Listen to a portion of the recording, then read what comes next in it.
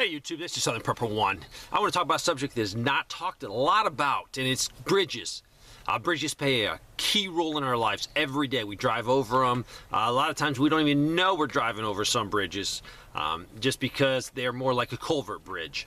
But they play a huge part of our lives. Bridges let us travel in our community and to go all over the United States. But when it comes to bridges and the prepping side of it, it's important. We have the tactical importance of them and the strategic importance, or strategically they're critical. But I'm not going to go in the military side of this thing. I want to talk about bridges. What would happen if we didn't have the bridges? If you have a bridge in your area, you can look at that bridge as a target. Militarily, it's a target. Or you can look at it as an asset, and sometimes it will be both. It will be an asset to your community. It will be an asset to people traveling from point A to point B. I consider bridges as key terrain. My background being military, anytime you have a bridge in your area of operation, you need to pay close attention to it. Is this a key terrain that is vital to my mission in this area? Do I need to make sure I secure it? Do I have a workaround if the bridge is taken out? So to me, when I see a bridge, it's critical, especially if the bridge is used to cross a larger river. Around here, there's not a lot of large rivers, but there's rivers big enough where you can't take a vehicle. Without the bridge, you can't get your personal vehicle across. You can't drive through it just because of the bank or because the water's too deep. So for me, bridges I key into them just because of my background. Also, bridges are lines of communication. Things can pass between two cities, so they're critical. You need to be thinking bridges in your area because they're also a choke point. Whoever controls that choke point can control a lot of terrain. Anything passing through has to go through that bridge or over that bridge. So it's very important that you know how to handle this in your plan. If the bridge is not there, one side of the river could get piled up with people. If there's a bad situation and people leaving a city and the bridge is not there, the bridge is gone, they're going to pile up. And if you live on that side, you're going to have a lot more people in your area because they're not going to be able to pass through. Without a bridge, river crossings are dangerous. You know, we've done them in the military. I've gone across pontoon bridges. They were pretty cool. We didn't make them. A bunch of engineers did put them up. It was cool to see it.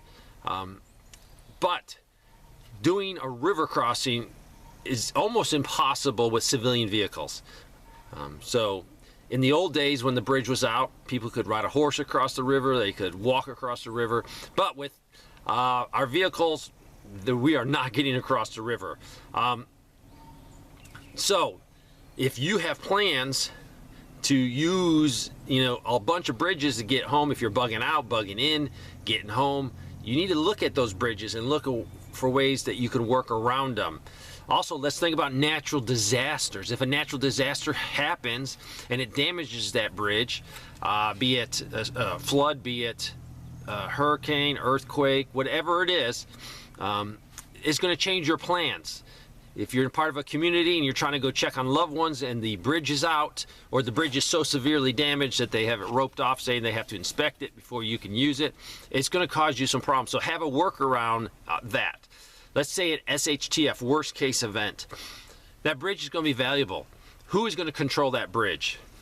Could it be law enforcement controls the bridge so they can control the flow of people? They can monitor who's coming and going. Also, they can control the flow of supplies and material going across that bridge. So bridges are key. Maybe bad guys control your bridge near your area and you need to go check on loved ones or friends, or it's part of your community. How do you know they're not going to let you cross? I can definitely see in a worst case event, maybe they'll put a toll. You come through and it might be they just take whatever they want from you and they let the people use the bridge, but that's like their lifeline of supplies that the bad guys can get.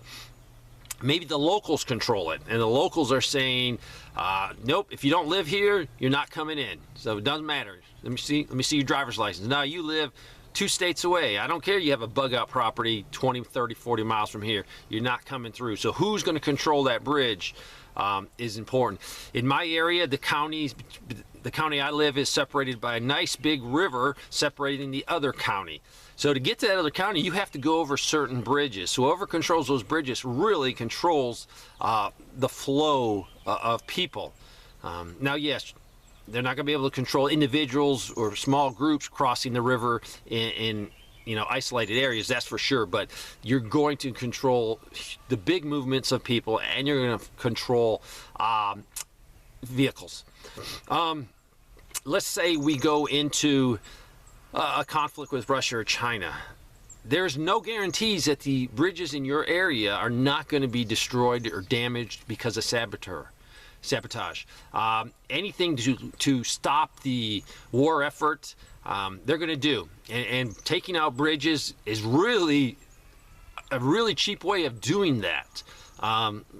If logistical supplies, raw materials can't get to factories, it's going to hinder the effort. But to be honest with you, we wouldn't even have a war effort because we don't have any industries.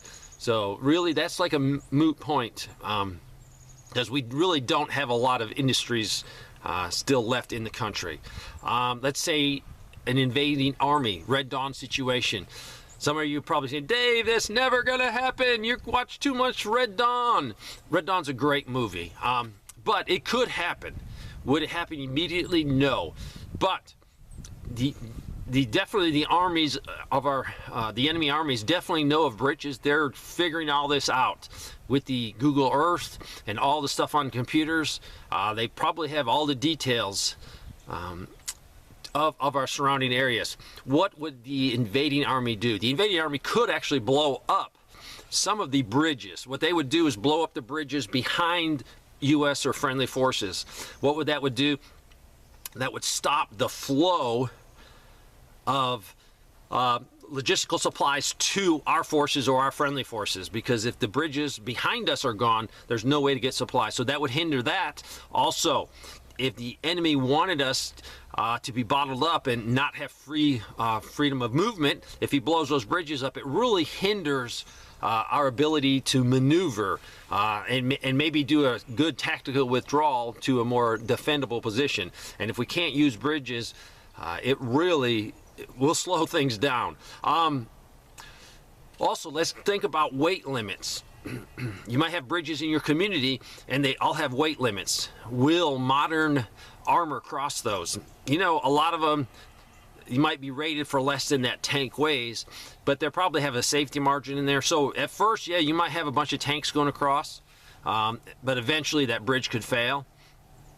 Also, what happened in an emergency where they have to reroute semi-trucks or logistical supplies? Some bridges are gone for whatever reason. They're going to send them down maybe on more country or secondary roads. Are those bridges going to be able to sustain a large amount of traffic and a lot of weight? A lot of our bridges in the United States are definitely not in good shape. So, I mean, without doing proper maintenance on them, and you start to abuse them when they normally don't have 1,000 semi-trucks every day going over them, will, take a toll. So, you might be thinking, I'm going to bug out, I'm going to try to get home, and you're thinking you're going to drive your vehicle across all these bridges. The bridges might not be there, or the bridges might be so dangerous as that being a choke point, you just don't want to drive up to a bridge. At that point, you're at the mercy of whoever controls it. So, I want you to start thinking, get alternative routes. If you have to use bridges, just try to find every alternative route. And also, in the back of your mind, you might not be able to get your vehicle home, or you might not be able to get your vehicle to your bug out location because you might have to go on foot. So just think about that and start making a plan for that. Thanks for watching.